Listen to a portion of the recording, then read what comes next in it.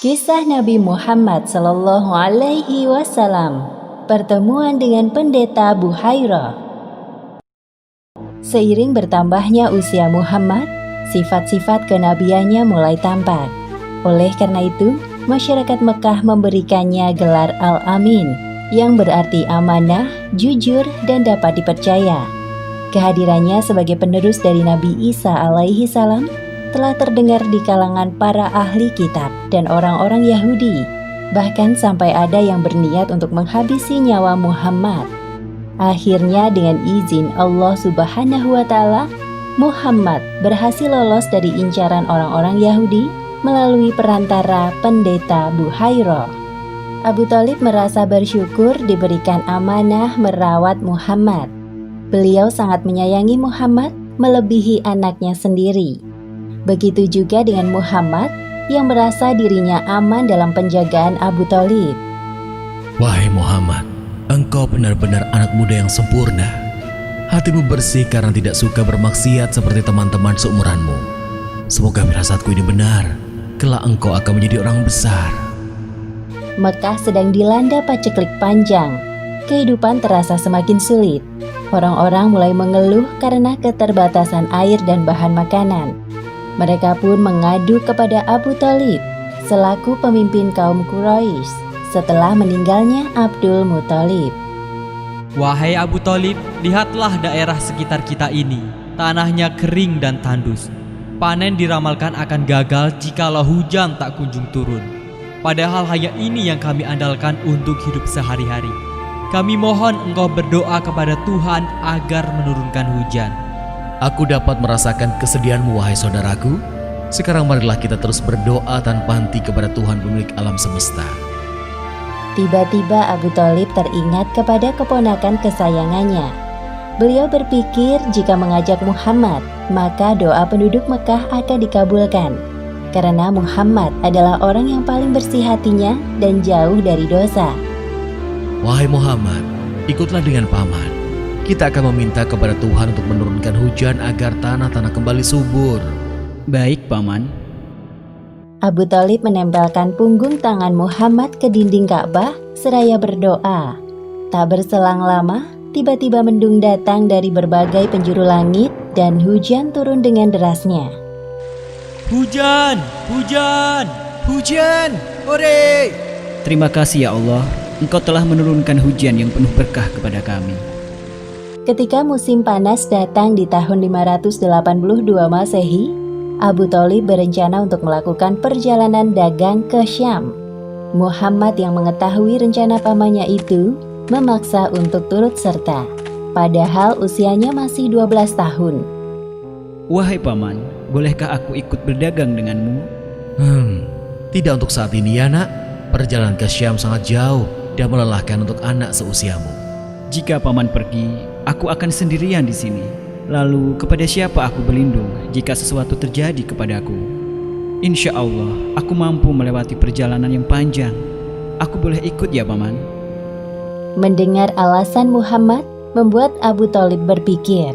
Beliau kemudian berbalik badan dan mengiyakan permintaannya. Baiklah, engkau boleh ikut bersama kami. Senang kan? Hehehe, terima kasih Paman. Tibalah saat yang dinantikan Muhammad, yaitu perjalanan dagang pertamanya menuju Syam bersama kafilah Abu Thalib. Jalur yang mereka lewati adalah jalan kafilah barat, yaitu menyusuri Laut Merah, Madian, Wadi Al-Qura, Hijr, dan kota Busra. Bagi para kafilah dagang, Busra merupakan pusat perdagangan yang ramai sebelum tiba di Syam. Di daerah ini pula, ada seorang pendeta yang terkenal bernama Buhairah. Kafilah Abu Thalib memutuskan untuk beristirahat sejenak tak jauh dari rumah ibadah milik Buhairah. Sementara itu di kediaman Buhairah. Aneh sekali, awan itu terus mengikuti kafilah dagang itu. Seakan-akan menjaga mereka agar tidak kepanasan. Tapi siapa yang harus dijaga? Aku harus mengundang mereka untuk memenuhi rasa penasaranku.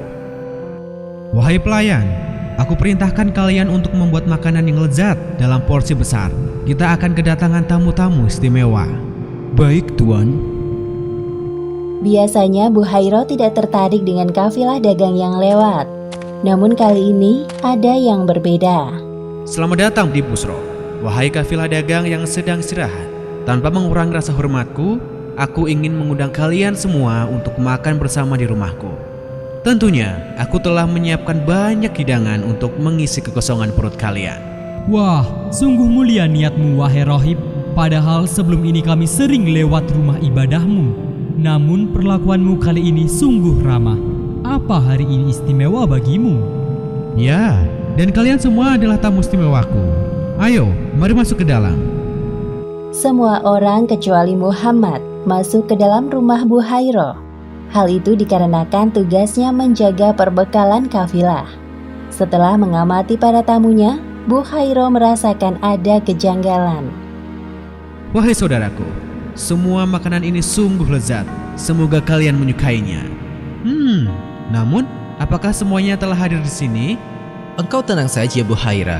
Perut kami cocok dengan jenis makanan apapun, asalkan halal.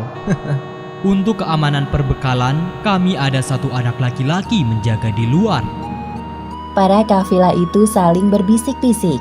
Mereka mulai membicarakan Muhammad. Kasihan sekali anak muda itu. Ajaklah kemari menikmati hidangan istimewaku. Tenang saja, aku akan perintahkan pelayanku untuk menjaga perbekalan kalian. Baiklah, aku akan memanggilnya. Buhairo memperhatikan Muhammad dengan seksama dari ujung kaki hingga kepala. Setelah selesai makan, barulah kemudian Buhairo mengajak Muhammad berbincang. Wahai anak muda, kemarilah, aku ingin berbincang denganmu. Apa yang hendak Tuan tanyakan kepadaku? Insya Allah, aku akan menjawabnya. Tanpa sedikit pun menyia-nyiakan kesempatan, Buhairo menanyakan banyak hal kepada Muhammad, seperti postur tubuh sampai posisi tidurnya. Setelah melihat tanda kenabian di punggung Muhammad, Buhairo menghampiri Abu Thalib. Apakah Muhammad itu anakmu? Iya, dia anakku. Engkau berbohong. Dia tidak pantas memiliki ayah yang masih hidup. Iya, kau benar. Maksudku, dia anak saudaraku yang aku rawat seperti anakku sendiri. Adikku dan istrinya telah meninggal dunia beberapa tahun lalu. Ketahuilah, keponakanmu itu adalah nabi terakhir penerus Isa alaihissalam. Ialah utusan Allah bagi penduduk bumi. Hah? Dari mana engkau mengetahui hal itu? Wahai Buhairo, tunjukkan padaku buktinya. Kemudian Buhairo menjelaskan tentang pengetahuan yang dimilikinya. Sebenarnya, sejak kalian tiba di Aqabah, tidak ada bebatuan dan pepohonan pun, melainkan mereka tunduk bersujud. Mereka tidak akan sujud, melainkan kepada seorang nabi. Aku bisa mengetahuinya dari tanda nubuah yang berada di bagian bawah tulang rawan bahunya, yang menyerupai buah apel. Kami juga mendapatinya di dalam kitab kami. Mendengar apa yang disampaikan oleh Buhairo, raut wajah Abu Thalib mendadak berubah dari bahagia menjadi cemas. Lalu apa yang harus aku lakukan sekarang? Saran dariku, kembalilah ke negeri asalmu. Di sini tidak aman, terlebih lagi Syam. Aku khawatir orang-orang Yahudi yang telah mendengar berita ini sedang mengincar keponakanmu itu. Segera saja, Abu Thalib menyuruh beberapa pemuda yang ikut bersama rombongannya untuk menemani Muhammad kembali ke Mekah. Benar saja, selang beberapa waktu setelah Muhammad pulang, datanglah 3 orang Yahudi bernama Zurair, Daris, dan Tamam. Mereka menanyakan tentang anak muda dengan menyebutkan ciri-ciri seperti Muhammad. Aku tidak mengerti apa maksud pembicaraan kalian. Tidak ada anak muda yang singgah kemari. Hanya sekelompok kafilah dagang yang terdiri dari para laki-laki dewasa. Sudahlah Buhaira, jujur saja kepada kami. Engkau pasti juga telah mengetahui tentang kedatangan anak muda utusan Tuhan itu, bukan? Wahai saudaraku, anak muda itu bukan orang sembarangan. Ada Tuhan Allah yang menjaganya. Dengarkan aku baik-baik. Kalian tidak akan menang melawannya jika memang tujuan kalian untuk menghabisinya. Sudahlah, bendam niat buruk itu dalam-dalam. Untuk apa kita melukai tangan kita yang suci ini demi sesuatu yang buruk, saudaraku? Setelah mendengarkan penjelasan Buhairo, para ahli kitab itu membatalkan niat untuk mencari dan membunuh Muhammad. Di kota Mekah, Muhammad tumbuh menjadi seorang pemuda yang nyaris sempurna, paling terhormat dari segi nasab, paling mulia akhlaknya, paling baik tutur katanya, paling jauh dari keburukan pergaulan orang-orang Mekah. Sehingga semua orang menjulukinya Al-Amin, karena Allah Subhanahu wa Ta'ala mengumpulkan padanya segala hal-hal baik. Demikianlah akhir kisah pertemuan Muhammad dengan pendeta Buhairah. Hikmah yang dapat kita ambil dari kisah ini adalah Allah Subhanahu wa Ta'ala memberikan perlindungan kepada Muhammad dari kejahiliahan penduduk Mekah dan orang-orang Yahudi, bahkan sebelum beliau diangkat menjadi nabi. Hal ini sesuai dengan janjinya sebagai Tuhan Maha melindungi orang-orang yang beriman.